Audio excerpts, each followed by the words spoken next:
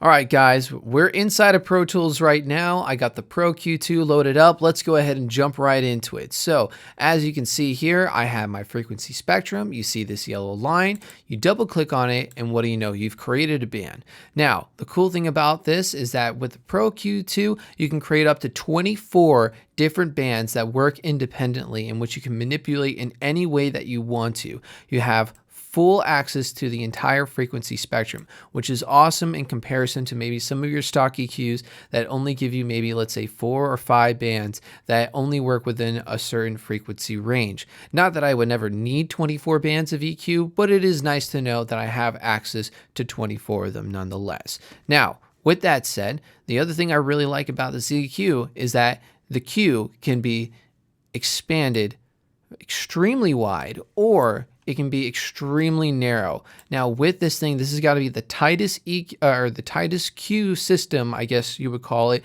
on an EQ that I've ever worked with.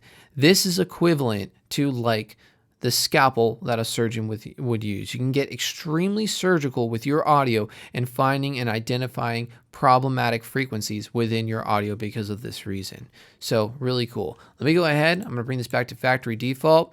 I have this track here. I'm actually going to mute it and press play because I want you to see what Pro-Q2 does for you. So as you can see, as I press play, what you're looking at right now is going to be the frequency analysis of the audio running through it. Right now, I got this lead metal guitar going through it. So this is what it is right now.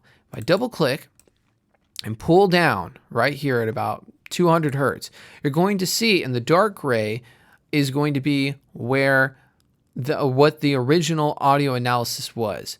What you see in the light gray is going to be what the audio analysis post after it's ran through the Pro-Q2. So now you can visualize and get a comparison of what exactly is going on, right? So, but I want to show you probably what's my favorite feature about this plugin, all right? So what I'm going to do is stop this track, right? I'm going to solo this, take off this mute here.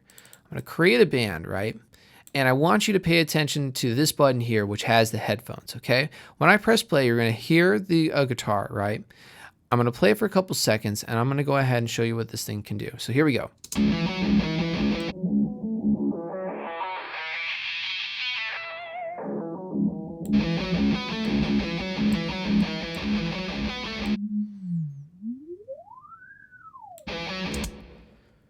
So as you can see, this thing is able to solo the bands that you are working with, and you're able to adjust the cues, press solo again, and hear specifically what's going on in that one band. So that way you can easily identify any problematic frequencies or any frequencies just in general that you're trying to work with. So an awesome tool. I recommend that if you're a beginner getting into this, into mixing and stuff, that you get this EQ just for this reason. A lot of the times when you get started, it's very difficult to identify what problem frequencies that you're trying to deal with. This will help you get started and go into the right direction of locating those problem frequencies and removing them. Definitely a cool feature here, right? So moving on. I want to go ahead and work on the bottom here. So starting over here in the bottom left, normally the plugin looks like this. If I double click here, we get this nice piano roll. Why is that important? Well, let's say you want to go ahead and remove a specific frequency, or if you want to accentuate a certain frequency and the other frequencies around it. Let's say I want to work on middle C, right? I can go ahead and go to my band that's also identified over here on B4 and bring it up, let's say to C6. And I can move it and still drag it across and effects of those specific frequencies. Again, great if you're trying to remove problematic frequencies. You find that specific note and you're able to go ahead and cut it out just like that. Very cool feature there. So moving on, let's go into the zero latency.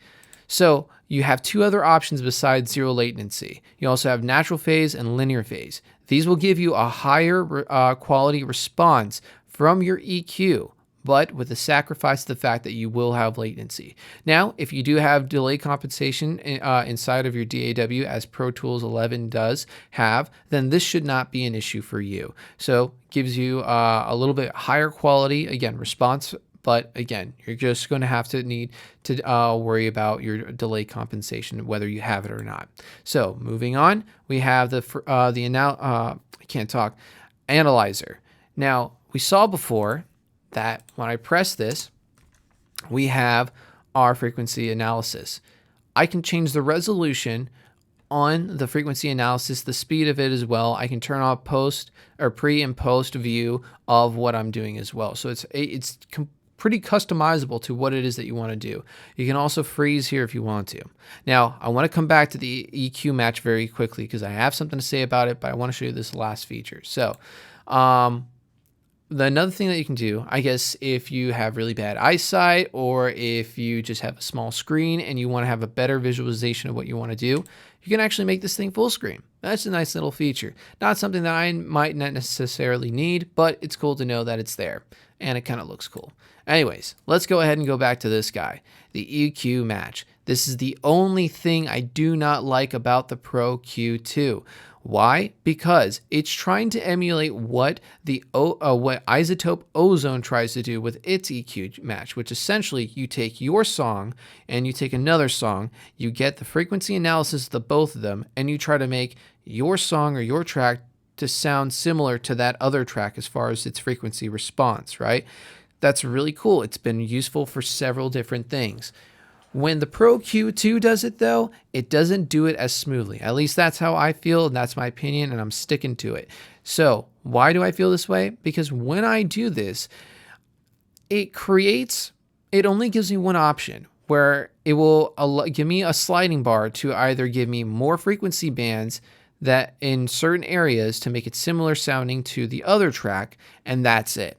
And I don't like this because of the fact that when you work with the Isotope Ozone, it gives you two options. It gives you the amount that you want your track to sound like the other track, and it gives you a smoothing bar. So in case it might be too harsh sounding what it is that you're doing, you can smooth it out so that way you still kind of hold the integrity of everything else that is going on. So that's my only gripe about it. I feel that if you're going to offer a feature like this, go all out and do it the right way.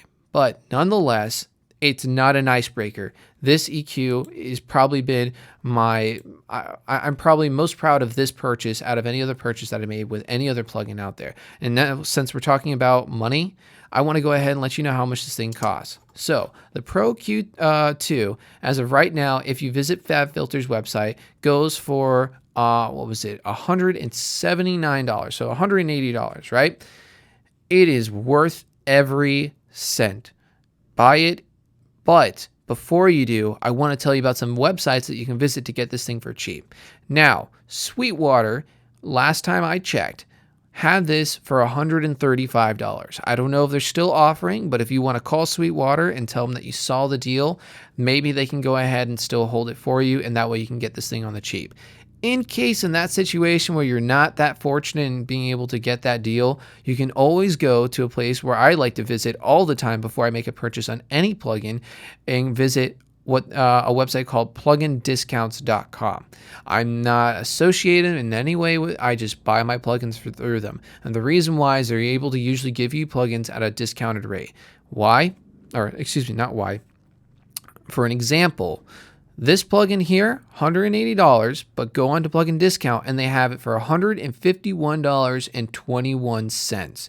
Right? So you're saving yourself about $30 there. That could be $30 that you can go ahead and put to another plugin towards going out to the movies with your girlfriend or whatever the case may be. Either way, here I am trying to save you guys money. Anyways, this is my review on the Pro-Q2. I hope you enjoyed it. If you did, please do me a favor, hit that like button, hit subscribe if you want to go ahead and stay in tune to the next plug-in to review.